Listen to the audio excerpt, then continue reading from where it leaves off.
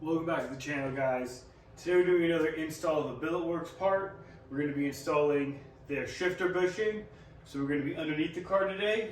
So let's go underneath and I'll show you what we're going to be doing. Before we go under the car, I just want to show you guys a close-up of what the bushing looks like. It is a brass bushing. It does have two rubber O-rings on it just to make it like tight and snug. But let's go underneath and see what the stock one looks like.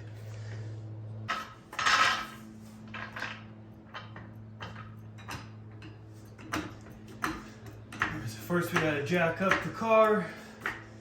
I always like jacking up on the passenger side because we're gonna be working on the passenger side of the transmission. So we're underneath the car now. Let me show you what we're gonna be working with. Right here, these two bolts, 1, 2 right there, two 12 mils. You gotta take those off. There's a little cover. Behind that cover is gonna be where the bushing is. So let me get back to you in just a sec. All right, now with the cover off, this is what it should look like. We have the little cotter pin right here. So all you have to do is push it out. So push that with my thumb. There that is. Make sure to pull the washer off with it. And now the cable should just come right off of the shifter plate. Just like that. All right, next thing we got to push this bushing out. It does take 2 hands. If you can't do it with your hands, then just take a flathead, pry it in here, and you can just pry it right out. So let me get back to you guys in just a sec. So here's a quick side-by-side of what the two bushings look like. This is the stock one.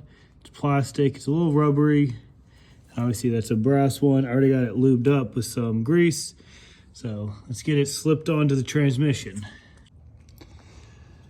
All right, guys, I got a light on now. So we have the bushing in, the washers on, and then we got the clip back in. So that's what it should look like when we're all done. Final step is just get the cover back on, two 12 mils. Just snug them up, make them a little tight. You should be all set. So let's go inside and see how it feels. We're back in the car. We're just gonna make sure everything goes through the gears properly and then just see if we notice any differences, because it will be subtle, but so yeah, looks like everything goes through the gears perfectly fine, just like normal.